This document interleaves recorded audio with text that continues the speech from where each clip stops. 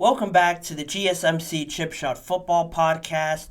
On this second segment of the show, I'm going to be analyzing the late first round picks that we have in this year's NFL Draft. Everybody is talking about the top 10. What are the Chargers going to do? What are the Giants thinking of? Who's going to move into the number 3 for the Patriots? Are the Bears actually going to take Caleb Williams? That one's more of a guarantee. What are the Commanders going to do? Everything coming out right now is about the top 10, where in the bottom half of the draft, or in the bottom 10 picks of the NFL Draft, in that first round is where you find a lot of very pro-ready, more, in some cases, more significant picks to some of these teams that are already established. And if they can hit in a late round pick with whatever pick they have, it just makes them so much better. It elevates them to another level. And that's what I wanted to shine some light on here today. Looking back at the bottom 10 picks in the past NFL drafts, you have the Bills last year drafting Kincaid, Minnesota Vikings drafting Jordan Addison, the Baltimore Ravens found probably their number one receiver in Zay Flowers. All those were just last year. On the Ravens, Lamar Jackson was drafted with the last pick of the first round. A lot of great players are found in these picks. TJ Watt's another one. Being a Steelers fan, I almost forgot him. He was drafted 27, I want to say, just off the top of my head. A lot of great players are drafted there that are really some hidden gems that don't get the spotlight early on, but turns out to be one of the more significant picks in the drafts overall. So I've highlighted the bottom 10. I'm going to go over what they need and some potential players that could be available for them at those picks. I'm going to start with 32, the Kansas City Chiefs. They have a few roster holes to fill, wide receiver being the most notable one, offensive tackle, and defensive back with losing L'Jarius Sneed. They've addressed wide receiver a bit more with Marquise Brown coming over. They have to figure out where everything stands with the Rashee Rice situation right now. I won't get into it, obviously, just because there's no determinant facts on any punishment or anything like that. But that's going on deciding how that all figures in with the NFL. So wide receiver is still positioned, probably their weakest position last year where they were lacking. Now they've addressed it a little bit, but that could be something else.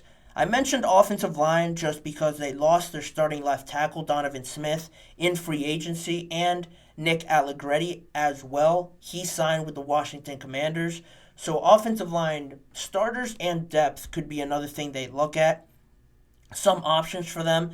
I mentioned a really long time ago, Xavier Worthy impressed everybody with his 40. He could be there. Keon Coleman from Florida State to bring him a sort of different look that they've had at wide receiver. He's a bigger framed guy, a bigger wide receiver, a high point wide receiver that can go get you one of those catches.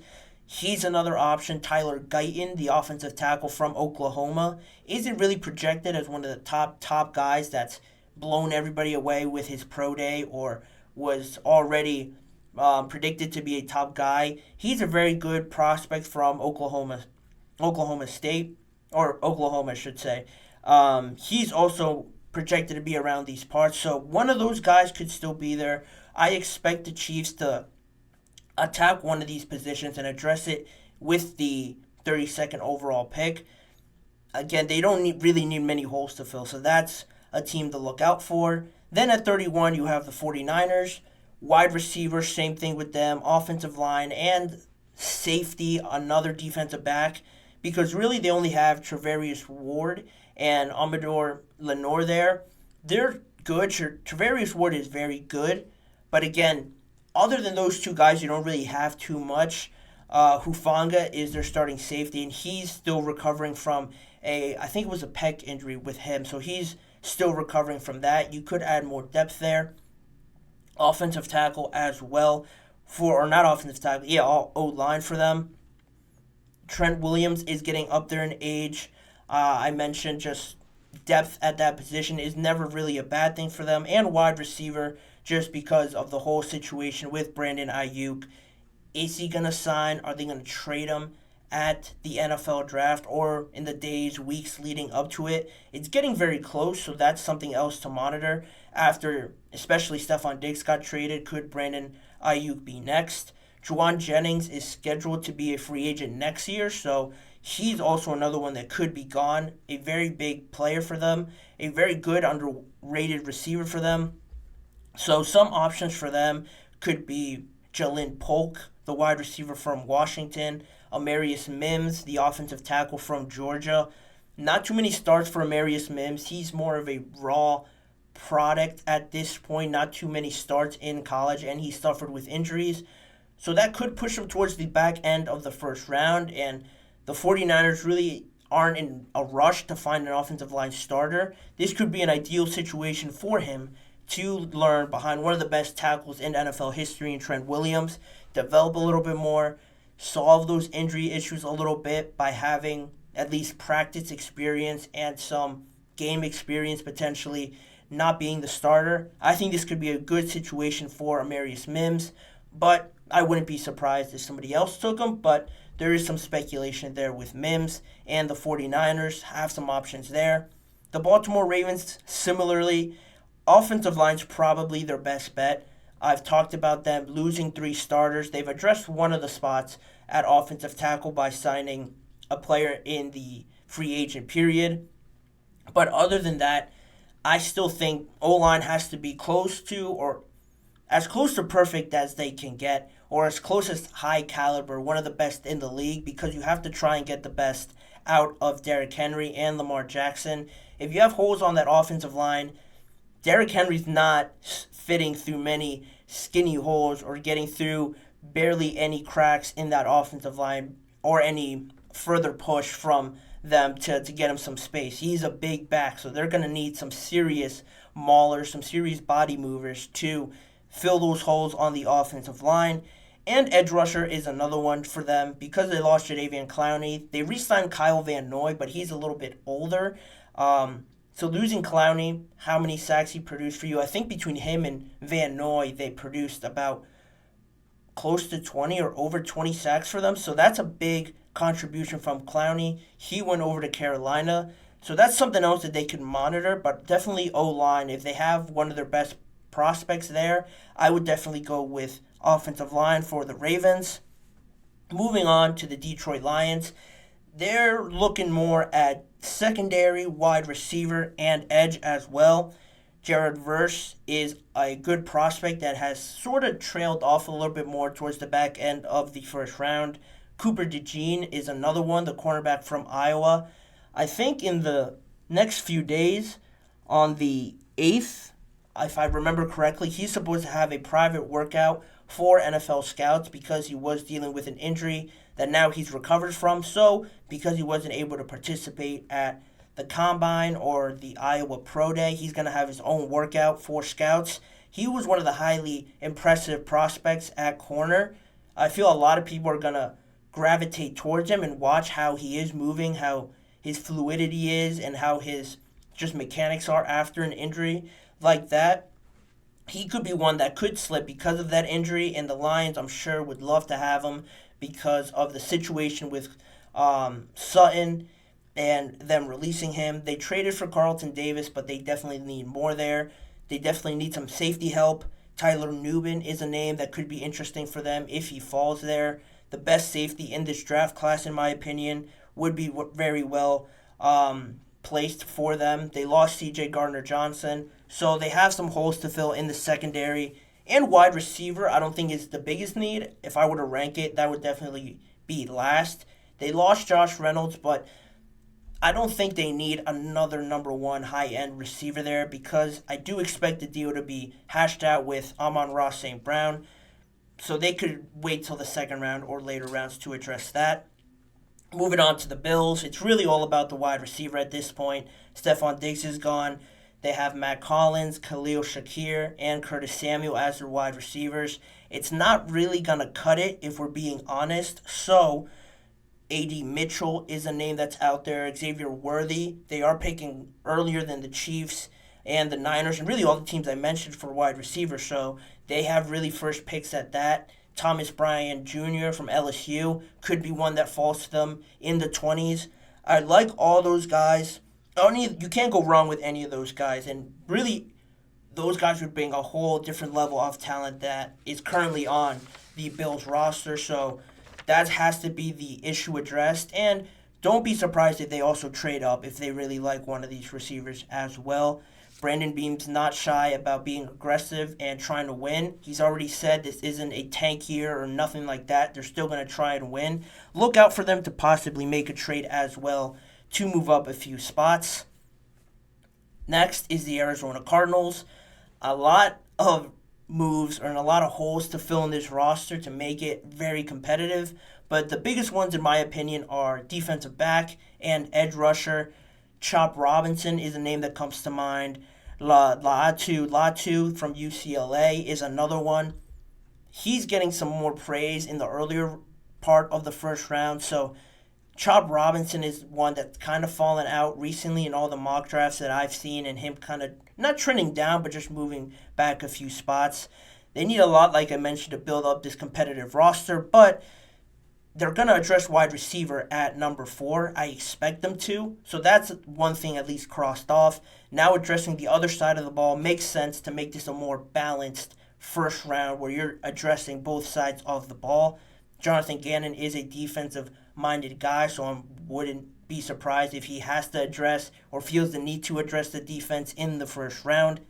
Then, to round it off here a little bit, getting close to the end, the Tampa Bay Buccaneers, they just signed Randy Gregory.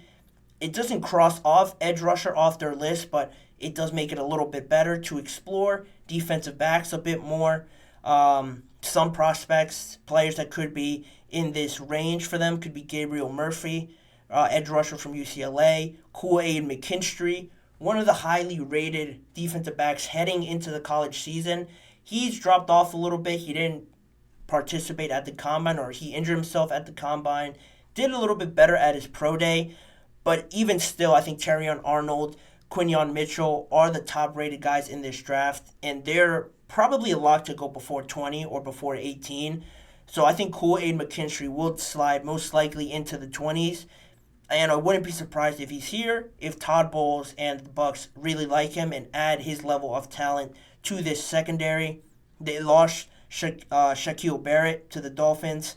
Yaya Diaby looked really nice, but they still need more depth there. Edge, again, wouldn't surprise me to address something on the defensive side of the ball. After getting the majority of their free agents back on offense, I think they'll look to defense in the first round.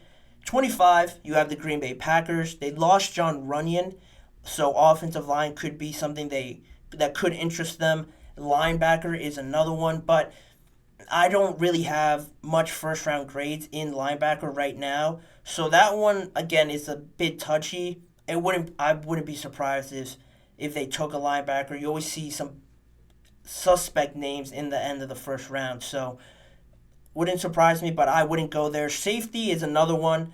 I mentioned Tyler Nubin. They picked before the Lions, so they could steal him there.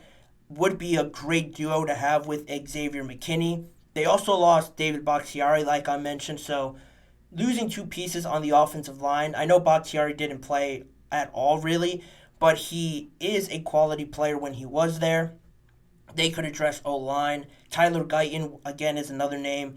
Because they picked earlier, he could be a steal for them at 25. Then the final two picks in this bottom 10 of the first round, we have the Dallas Cowboys. A lot of things to figure out there. Hopefully they sign somebody in free agency, but if they wait till the NFL draft, they have O-line to figure out, running backs, another one, and linebacker.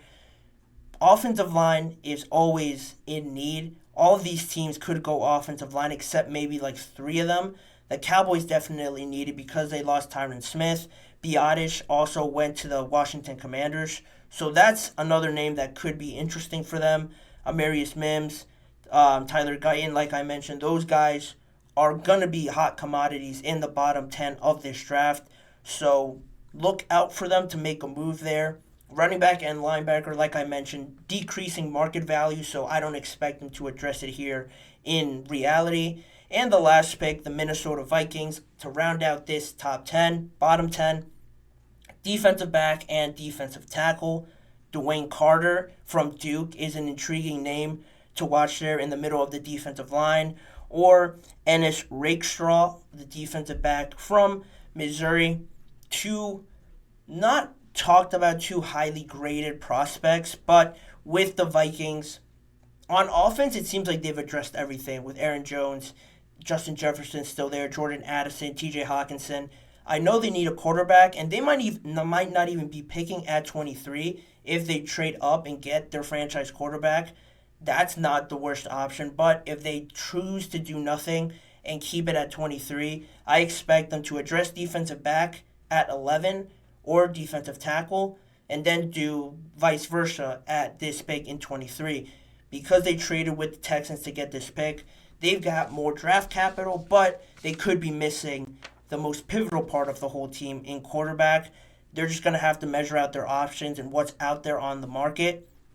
But that's what is my top 10 needs for the bottom 10 of the NFL draft.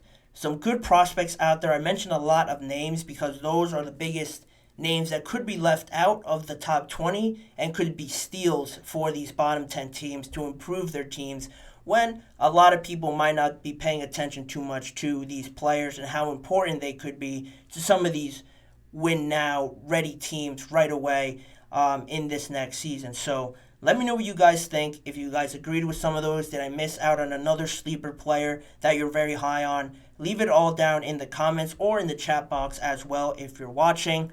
But in the meantime, I will be moving on with the show. A lot more to cover on today's episode. We're going to be talking about Doug Peterson and the Jacksonville Jaguars next. Then later on in the show, more on the Stefon Diggs trade and breaking down what it means for the Buffalo Bills now going forward into their future. So don't move. A lot more topics and discussion coming up right after this.